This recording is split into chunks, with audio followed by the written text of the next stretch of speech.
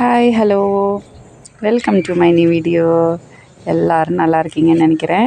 இன்றைக்கி நம்ம சும்மா கொஞ்சம் பிளான்ஸ் எல்லாம் சுற்றி பார்த்துட்டு வந்துடலாம். ஒரு குட்டி வீடியோ தான். நம்மளோட புதுசாக மலர்ந்துருக்கிற ஃப்ளவர்ஸ் எல்லாம் உங்களுக்கு காட்டலான்ட்டு தான் இந்த வீடியோ எடுக்கிறேன். இந்த வீடியோவில் உங்களோட கார்டன் அழகாக்கிறதுக்கு நம்ம கொஞ்சம் டிப்ஸ் எல்லாம் சொல்லுவோம். ஸோ வீடியோ கம்ப்ளீட்டாக பார்த்துட்டு பிடிச்சிருந்தா கண்டிப்பாக லைக் பண்ணுங்கள், சப்ஸ்கிரைப் பண்ணி சப்போர்ட் பண்ணுங்கள். உங்களோட சஜஷன்ஸ் எல்லாம் எனக்கு கமெண்ட் பண்ணுங்கள். வாங்க நம்ம வீடியோக்குள்ளே போகலாம்.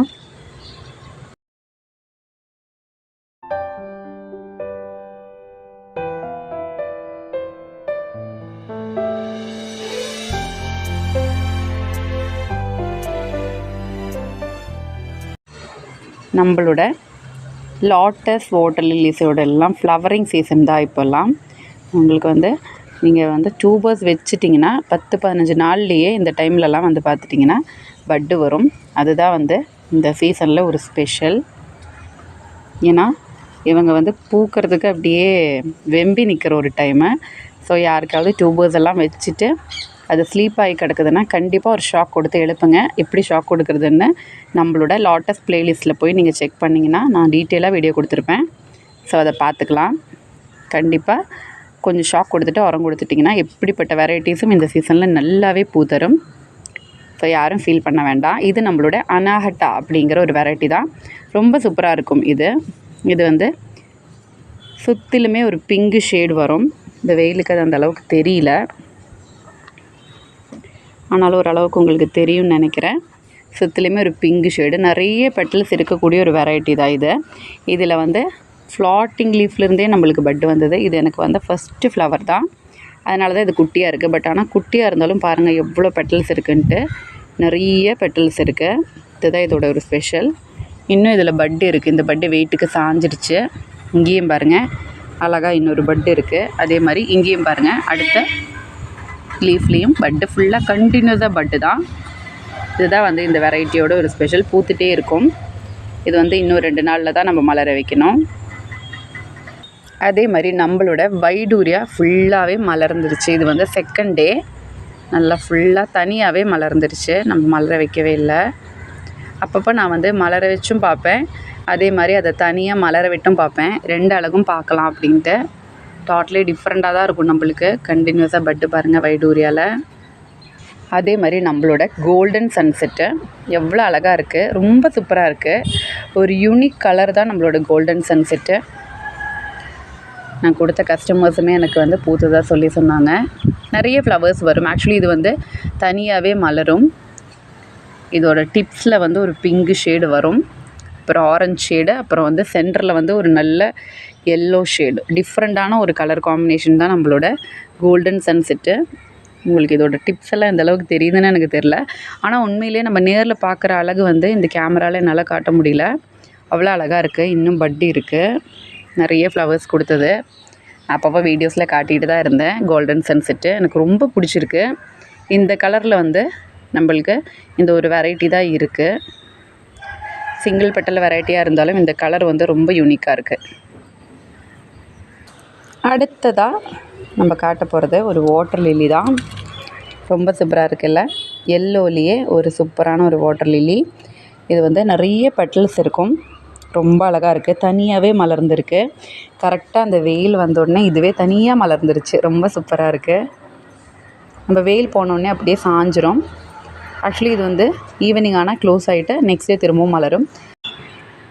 ரொம்ப அழகாக இருக்குது. அதே மாதிரி இது நம்மளோட மிராக்கிள் தான். இதோட கீழே இருக்கிற பெட்டல்ஸ்லாம் நல்லா காஞ்சிருச்சு. இது ஆக்சுவலி மலர வைக்கிற ஸ்டேஜ் வந்திருக்கு. தொட்டாலே மலர்ற மாதிரி நல்லா ஃப்ரீயாக இருக்குது.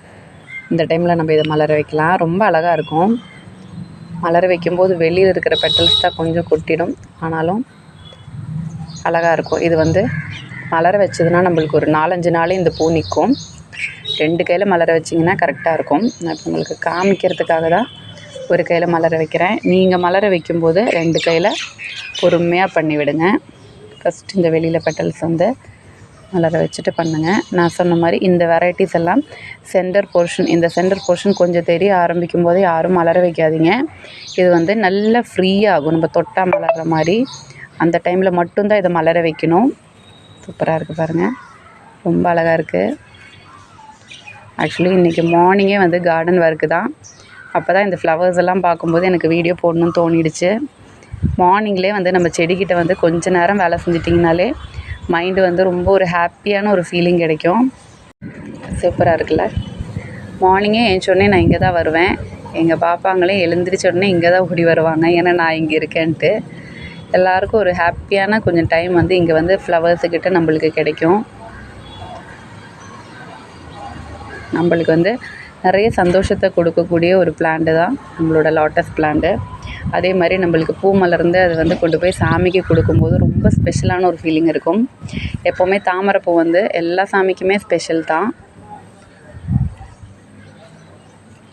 எப்போவுமே கோயிலுக்கு போகும்போது இங்கே வந்து பார்த்திங்கன்னா எனக்கு எப்படி ஒரு 2-3 பூவாவது கிடைக்கும். அது ரொம்ப சந்தோஷமாக இருக்கும். இன்னும் நிறைய பட் இருக்குது பாருங்கள். நம்ம மிராக்கிள் வந்து நிறைய பேர் பிங்க்லோட மிராக்கிள் ஒன்று தான் நினச்சிக்கிறாங்க. இல்லை, ரெண்டுமே வேறு வெரைட்டிஸ்.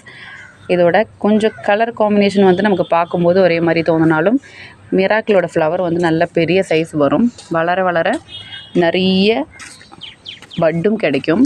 எல்லா ஸ்டாண்டிங் லீஃப்லேயும் பட் இருக்கும் பாருங்கள். இது வந்து இன்னொரு 2-3 டேஸில் மலர வைக்கிற மாதிரி இருக்கும். பார்த்திங்கன்னா இதோட சென்டர் போர்ஷன் உங்களுக்கு தெரிகிற மாதிரி தான் இருக்கும். பட் ஆனால் இது வந்து நம்ம மலர வைக்கக்கூடாது. இதோட சென்டர் வந்து கொஞ்சம் டிஃப்ரெண்ட்டாக இருக்கிற மாதிரி இருக்குது.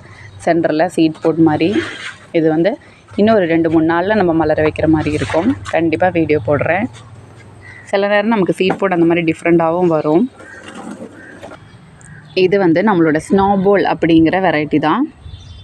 பார்த்திங்கன்னா சும்மா ஜஸ்ட்டு சின்னதாக லீஃப் வரும்போதே இது வந்து பட்டு வர ஆரம்பிக்கும். இதிலே பாருங்கள் பட்டு வந்திருக்கு. இதில் வந்து நிறைய பட்டை நான் கட் பண்ணியே எடுத்துட்டேன், செடி கொஞ்சம் ஹெல்த்தியாக வளரட்டும் அப்படின்ட்டு. அப்பவும் ஃபுல்லாக பட்டு வந்துகிட்டே இருக்குது. இங்கே ஒரு பட்டு காஞ்சி போச்சு. இந்த பிளான்ட் வந்து பெருசாகவே மாட்டேங்குது, பூத்துட்டே இருக்கிறதுனால.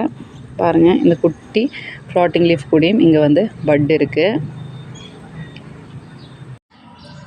ரொம்ப சூப்பராக இருக்குல்ல இந்த வாட்டர் லில்லி. இது ஒரு ஸ்பெஷலான ஒரு கலர்.